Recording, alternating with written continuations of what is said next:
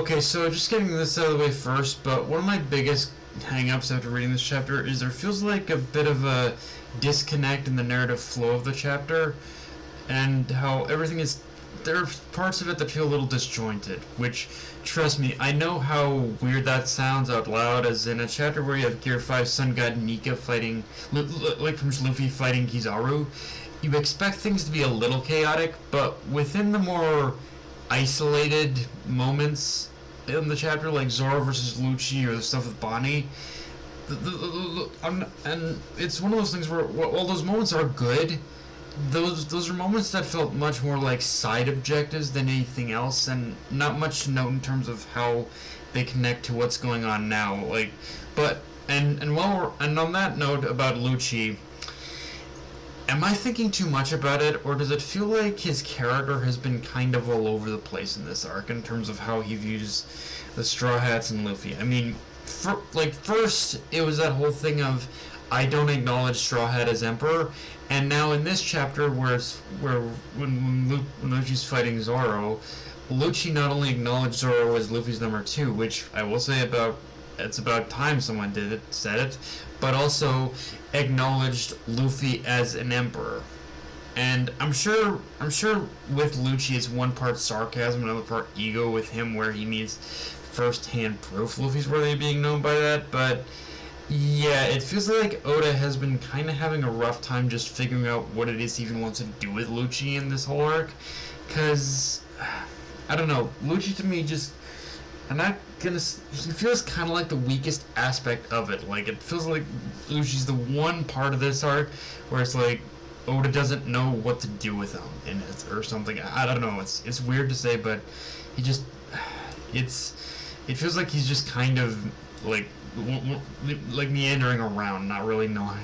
It feels like he's just kind of meandering, just doing his own thing, but it's like, what's the purpose of him being here, kind of thing. You kind of ask that. On that note, though, there's some stuff to take note of within the Luffy versus Kizaru fight, as one thing that popped out immediately to me is how quickly Kizaru was able to suss out the weakness of Luffy's Nika form, which in essence is awareness. Because Luffy's Gear 5 is the equivalent of him being possessed by the fruit itself, one thing that has become more and more apparent is his lack of personal awareness.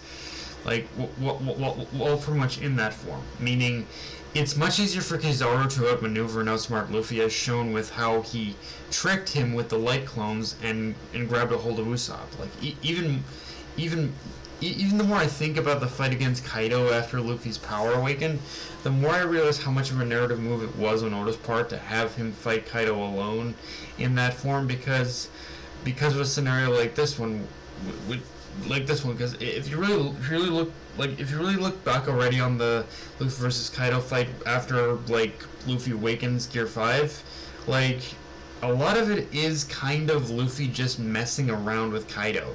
Like, he's not even like really, he's not even aware of his personal, he's not even like personally aware of his surroundings. He was just focused on the fight itself. So it's like, yeah, there is something to be said about the fact that I think the fruit is kind of almost possessing Luffy in a way. And I mean, it was obviously stated that that's the case, but it's like, I think it's possessing him more than we think it is.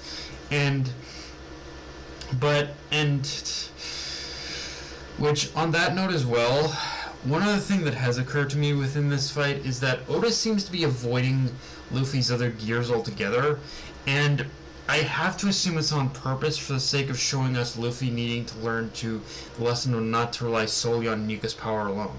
Because, again, you could almost say Luffy's already showing signs of becoming addicted to Gear 5, and that in itself is not healthy for him. Like, and keep in mind, I openly admit I could be reading too much into this, but it is something I did notice upon going back and revisiting previous chapters, and how I do find it odd that Luffy goes straight into Gear 5 upon fighting Lucci, which you could pretty much wave it off as him not wanting to take any chances, or sensing how powerful Lucci's become since they last fought, and just wanting to go all out, making sure he wins. But again, something felt weird about Luffy's choice to not use Gear Second or Gear Third to start in any of these fights. Like, it's that feeling again more and more like he's becoming addicted to the power.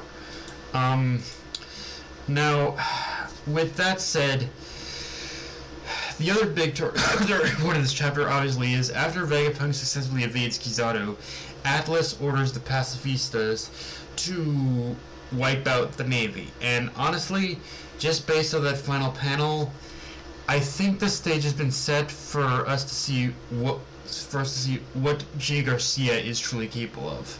Like, the guy's been on the sidelines. The guy's just been kind of observing this whole thing from the jump. And the thing is, Jay Garcia may look like a decrepit old man with how he leans on that cane staff, but you don't get to be one of the primary rulers of the government for this long unless you got some kind of strength to back it up. And however powerful he is, it's likely to turn the tables in this whole situation. So whatever happens from this point on, the Straughts and Vegapunk have to prioritize getting the fuck off the island, because with the way the final page focused on Jay Garcia like that, it just proves shit is going to hit the fan tremendously, and once Jay Garcia enters the fray, again, it's going to turn into an absolute shit show. And knowing that, I'm still not 100% sold on the idea that turning the pacifistas on the Navy is going to work out in the way Vegapunk hopes it will.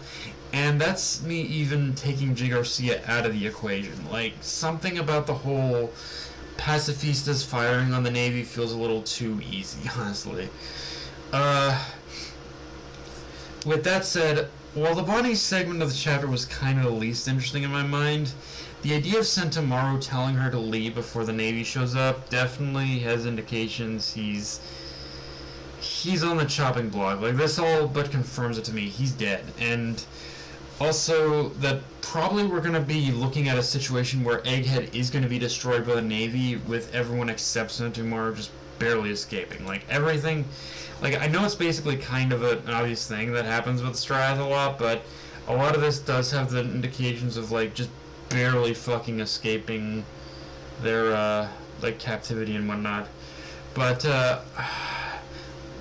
guys, that's all I got for this review. If you enjoyed the video, like, comment, subscribe. From my Twitter, Analyst Crunchyroll, be sure to notification bell, the subscribe button, and just share the video around, guys. Dark Knight of Anime, signing off. Later, everyone.